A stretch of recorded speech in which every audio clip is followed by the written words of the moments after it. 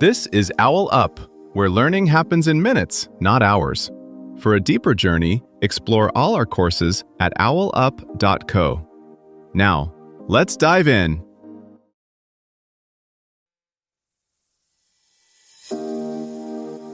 Welcome to Chapter 1 of our series, Turning Points, Moments That Changed World War II.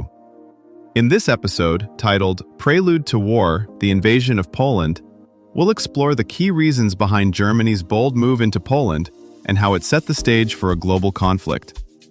So, grab your headphones and let's dive in. Dawn breaks, and within hours, an entire country's future is collapsing. Radios crackle with confused orders, civilians crowd train stations, foreign leaders trade urgent cables, yet the system built to keep the peace just watches. How does a world built to stop war slide into one anyway? In the weeks before German troops crossed the Polish border, the crisis didn't look like a lightning strike so much as a storm that might still blow over. Headlines swung daily between alarming and reassuring. Diplomatic cables read like weather reports, high pressure from Berlin, unsettled conditions in Danzig, a possibility of clearing skies if talks held. Many leaders clung to the hope that this was just another squall, loud, dangerous, but ultimately passing as previous showdowns had. Yet beneath these forecasts, hard preparations were underway. Secret troop movements, staged border incidents, and propaganda framing Poland as the aggressor. On paper, alliances and guarantees seemed solid. In practice, they worked like umbrellas in a hurricane, symbolically useful, but quickly overwhelmed once the first bombs fell. In late August 1939, Europe felt less like a continent on the brink than a gambler's table crowded with risky bets. London and Paris had drawn a line by pledging to defend Poland, but they were still haggling over details like military coordination and supply routes. Warsaw, fearing internal panic, delayed full mobilization and hoped firmness might still deter Hitler. In Berlin, however, timetables were already inked in. Rail schedules for troop transports, fuel allotments for panzer divisions, target lists for the Luftwaffe. Publicly, everyone talked about peace. Privately, planners checked their watches.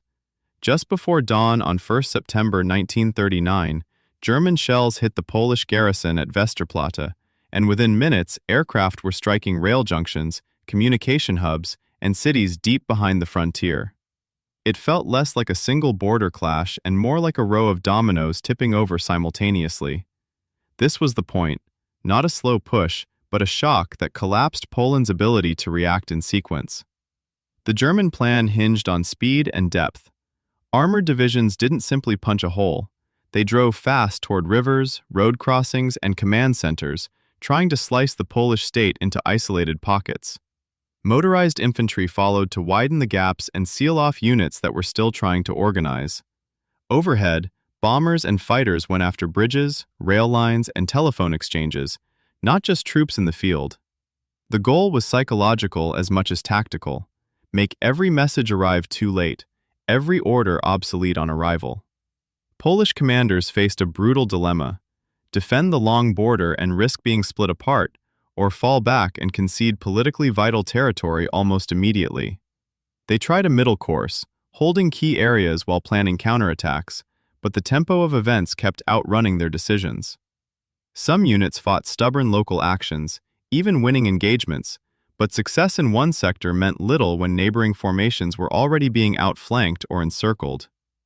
Here, the limits of external support became painfully clear. Declarations in distant capitals did not translate into immediate pressure on German spearheads. On the ground, Polish soldiers encountered an enemy that seemed to move in layers: tanks first, then infantry, then artillery setting up to crush any remaining resistance. It was closer to a fast-moving storm front than a neat battle line, thunder already overhead while the horizon still looked deceptively calm. Within days, large Polish formations were cut off from each other, forced into fighting as isolated groups rather than a coordinated army. Retreat routes that might have allowed an organized withdrawal became narrow corridors under constant aerial and ground attack. The collapse wasn't instantaneous. It was a series of forced improvisations, each made under worsening conditions, until the original defense plan was barely recognizable. German planners had rehearsed this kind of campaign in their heads for years, studying how to turn technology, timing, and fear into a single weapon. Rather than thinking in terms of neat front lines, they mapped how long it took a unit to react, how quickly a road would clog, how rumors might spread through a town after the first low-flying bombers passed. They were less interested in where Polish units were on a map than in how disconnected they could make those units feel from one another. One way to picture the effect, at the level of ordinary people, is to think of a sudden mountain storm. Clear sky at breakfast, dark clouds by noon, and by late afternoon, every path down the slope looks risky. Villagers in one district heard that roads were cut, in another, that our side was already collapsing, whether true or not. Local officials had to choose between burning records or trying to keep schools open, between organizing defense or arranging evacuations. As news from the front grew patchier, mayors, priests, and railway clerks became de facto crisis managers, improvising in place while the larger structure above them fractured. 1939 still shadows modern strategy. Rapid thrusts now might use malware instead of armor, drones instead of dive bombers, but the logic is similar. Hit nerve centers before leaders grasp the pattern. States hedge by hardening networks, dispersing decision-making, and rehearsing crisis playbooks, like firefighters drilling for a blaze that could start in several buildings at once, with wind and embers leaping unpredictably across town. The lesson endures: speed multiplies power when judgment lags behind events. Your challenge this week? Pick a current tension or potential flashpoint in today's world and trace, step by step, how a fast crisis could unfold there in 72 hours.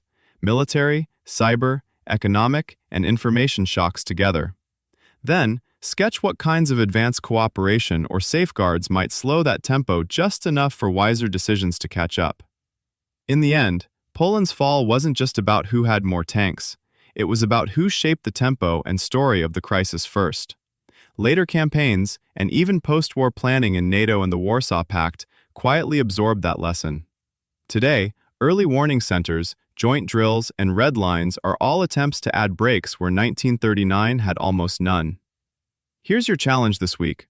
Pick one city mentioned in the invasion of Poland, like Warsaw, Westerplatte, or Gdansk, and spend 20 focused minutes exploring an online interactive map or archival photos of how it looked in 1939 versus today.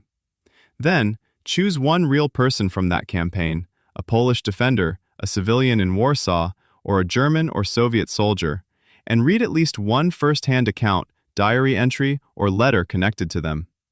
Finally, share a 3 to 4 sentence summary of what surprised you most with one friend, family member, or online community, explicitly connecting it to how modern wars begin or are justified today. This was OwlUp, your daily step forward.